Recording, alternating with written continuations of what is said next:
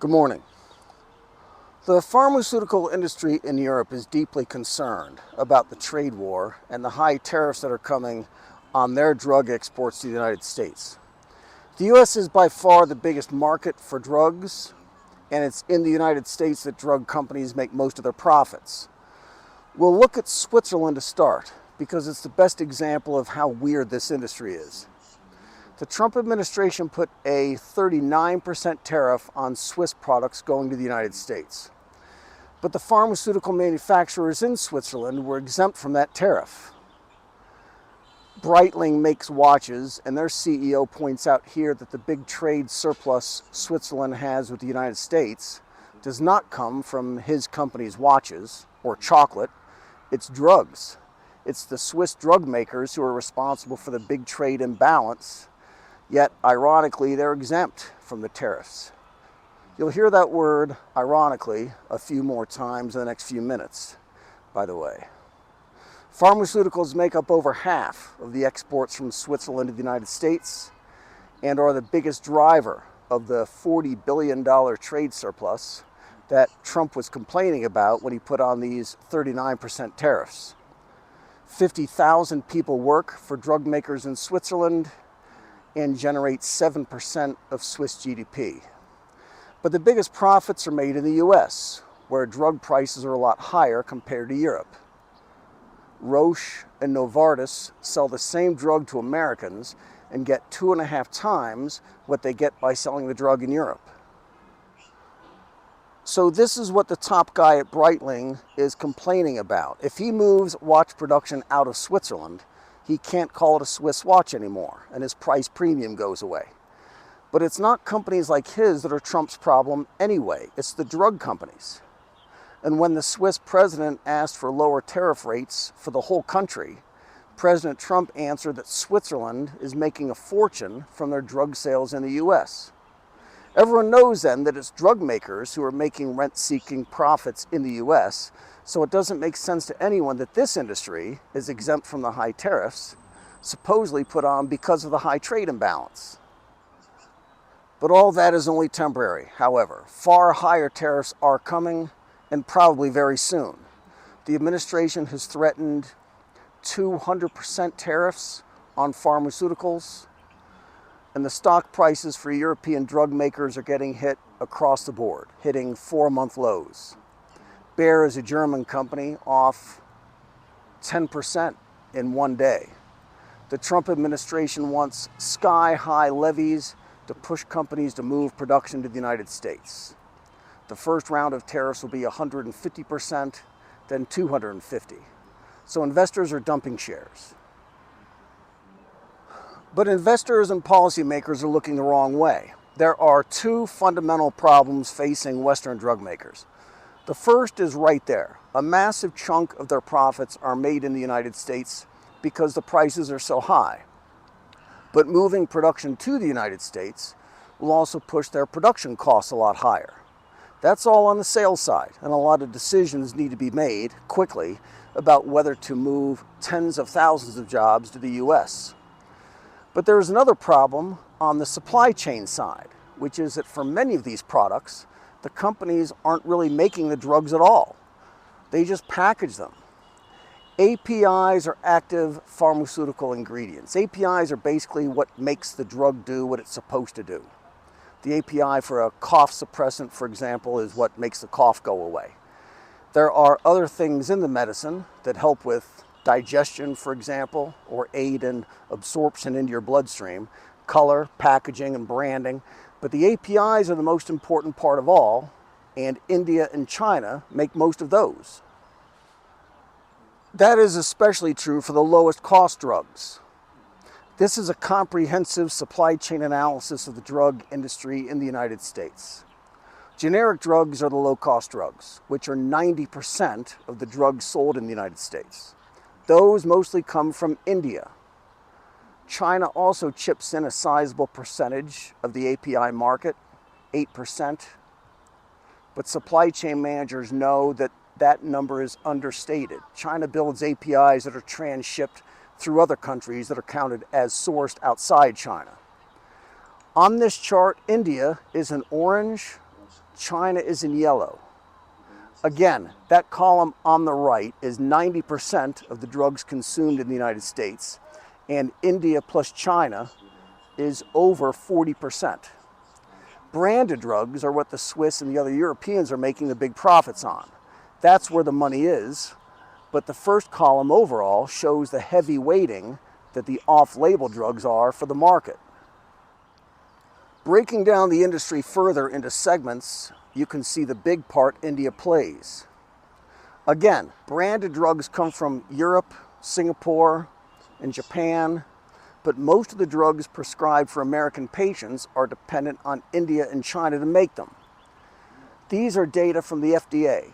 The active API master files shown here are the origin of the APIs across all drugs. India is at 50%, China is at 32%, so India plus China is 82% of all the API manufacturers for US drugs. In 2000, India was just at 19%. China recently has grown even faster, increasing by 63% in just 2 years. Europe, on the other hand, dropped from 42% in 2000 to just 10% today. What happened here then is that Europe simply outsourced the production of their APIs from Europe to India and China. And that's the real high cost dimension to the tariff problem for European drug makers. Trump wants all that production moved to the United States, but European companies are not wrestling with the issue of moving a job from high wage, high cost Switzerland to high wage, high cost United States. They need to move jobs out of India or China and move them to the United States, which is a completely different calculus. That, ironically, represents a big opportunity for India and China. They already enjoy huge market shares for the APIs and for the generics, which are the highest by volume. Over 40% of all drugs coming into the United States are inbound either China or India, and the value is growing. These lines are going vertical since 2020. It's just that these drugs don't cost very much.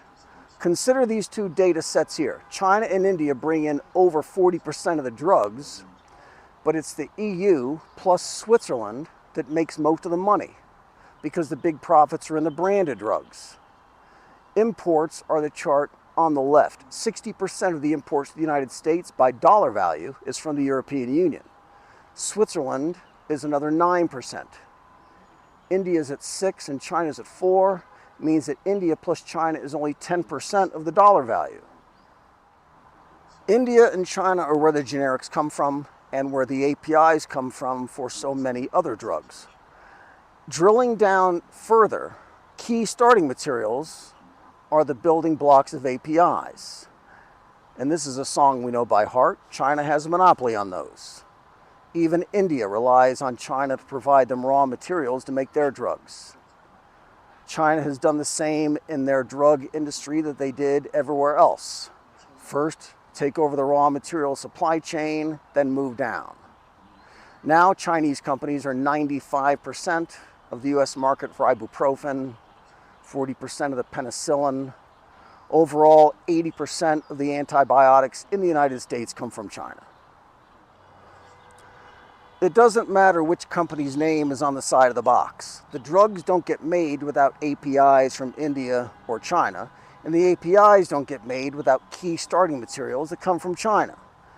The opportunity here is for Indian and Chinese companies and American regulators to finally ask just what exactly the companies in Europe are doing to justify being paid tens of billions of dollars a year to put pills into bottles. This is a question that Indian economists are asking too, ironically. They admit that they need China to help them make the drugs. For the drugs India makes, over 80% of the APIs for those come from China. And for the handful of drugs where the Indians make their own APIs, those need Chinese KSMs. This results in low margins for Indian drug makers. This analyst points out that Singapore is a tiny country. And Singapore doesn't show up on this chart at all for drug exports to the United States by weight. but Singaporean companies earn more money in the United States than India does. The obvious solution then for India is to move down the value chain the same way Chinese companies did in antibiotics. The whole situation then is very weird, and it just got weirder still. Trump just announced huge new tariffs on India because India is a major buyer of Russian oil. Consider, though, that these low-cost APIs from India are what make the high-cost branded drugs from Europe and everywhere else work in the first place. It's like Chinese rare earth magnets. Without them, the Pentagon's multi-billion-dollar ships and multi-million-dollar missiles don't know where they are or where they're supposed to go. Indian and Chinese drug makers now find themselves in the same position. They own the supply chains for the most important parts of building a drug. And Indian policymakers now have all the reason they could ever want for using that as leverage, just as regulators in China are already doing for their rare earth metals. President Trump's primary objective may be to reshore production of pharmaceuticals to the United States, so those high profits are earned by American companies and workers.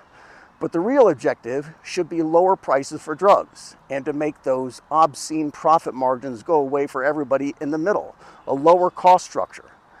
Patients and hospitals in the United States could buy directly from China and India, pay less than half what they do now, and that's even after paying a 200% tariff to bring the medicines over. This is Huangjuan Interchange in Chongqing. Be good.